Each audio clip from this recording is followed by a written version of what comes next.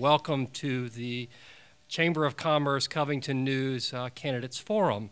Before we begin tonight, I'm going to give you a couple of ground rules on how we're going to be conducting this forum. For the sake of time, there will be no opening or closing remarks or questions from the audience this evening. Questions will be asked by the moderators, and candidates will limit their responses to 2 minutes. Each debate will conclude with a candidate asking one question of their opponent. The question can be any question of their choice. The opponent will have 2 minutes to respond. Moderators will allow rebuttal or clarification at our discretion. If a candidate is not present in the audience at the start of their allotted time, then the candidate that is present will have 4 minutes to come forward and discuss their positions and make their best pitch for your vote. No questions will be asked unless they'd like us to ask them questions. The flow and the order of the evening are subject to change, but at the moment, the tentative flow is this. We're going to start with these two gentlemen who are running for the position of coroner. We're going to the county chairman, District 3, Board of Commissioners, District 5, Board of Commissioners, District 2, Board of Education, District 17, State House, and end with the sheriff's race. So with that, Hunter, I'm going to let you start us off. Thank you. Gentlemen, thank you for being here tonight. And as we put these questions together, as we discussed the coroner's role, we were actually stirred with a lot of question of exactly what you do. And so our first question is this. Please tell us exactly what you do and why it is a required elected position. Mr. Bradley, I believe, drew number 1 out of the bucket, so he gets to start. And then Mr. Davis will go second. Okay, the coroner position is a position in which the coroner is called out to investigate any unattended or unexplained death which may occur. And that's the purpose of the coroner and in his position. The why it's an elected position because of Georgia legislation is why it's an elected position. Very good. Mr. Davis, same question. Explain why, what you do, and why it's elected. All right. Title 45 of the Georgia Code gives the coroner their powers here in Georgia, and our powers come directly from the governor. We are there to determine cause, manner, and circumstances related to death. There are 5 manners of death that are recognized in Georgia and unlimited causes of death. That is our main role, cause, manner, and circumstances related to the death. The reason this is an elected position is it is required in the state of Georgia to be elected, but the coroner's office itself was established back in the 18th century to govern the citizens of the kingdom and report back to the king about deaths, because people, even then, were trying to get out of paying taxes. And the coroner would go out and determine, first of all, the person was indeed dead, second, how they died, and report that back to the king. It has evolved from then. We don't have to report to the king, but we do have to report to the people of the county that we serve. Thank you. Very good. Explain to us, in the general public, as to why the job seems somewhat, don't mean this wrong, but it seems somewhat simple in its roles and responsibilities, and it's pretty clearly delineated. But so help us differentiate between the two of you. Why should we vote for you? Mr. Bradley. Okay.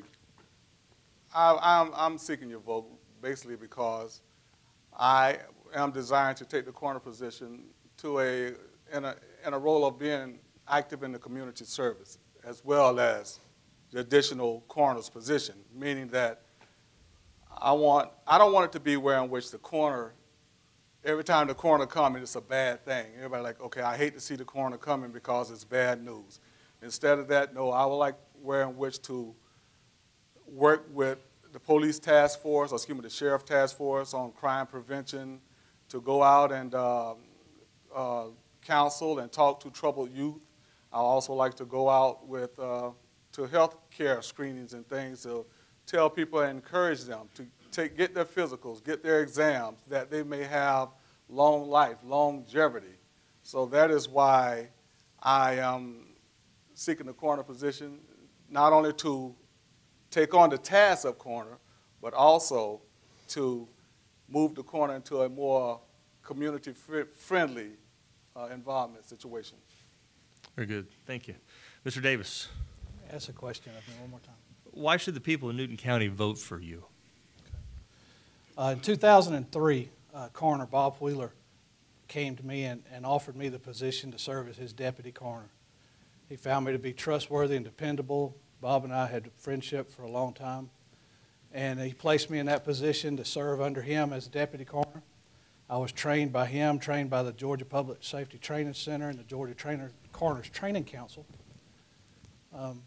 Upon his retirement in 2008, I ran for and was elected to the position of coroner and continued my training.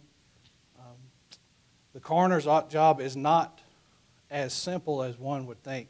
It's either they're dead or they're not is really not the fact of the matter.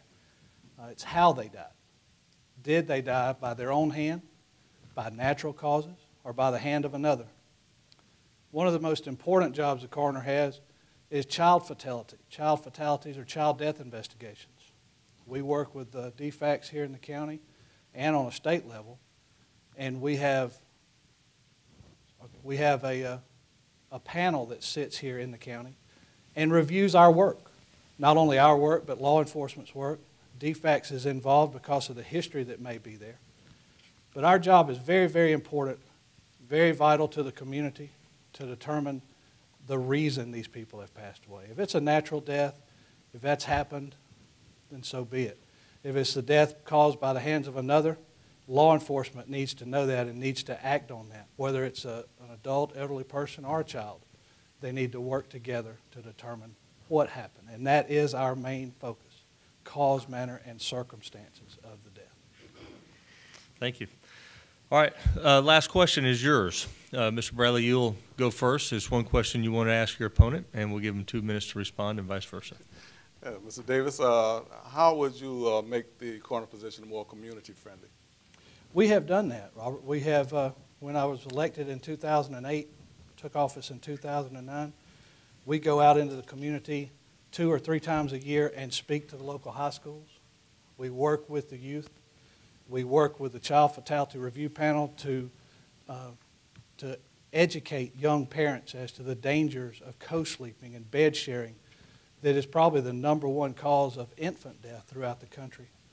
But we have done that, and we will continue to, if reelected, continue to be in the community, be a positive influence in the community, and continue the work that we've already started. Thank you for your question. Mr. Davis, your turn. All right. Other than your experience as a funeral director and embalmer, what would qualify you best to serve as a coroner in Newton County?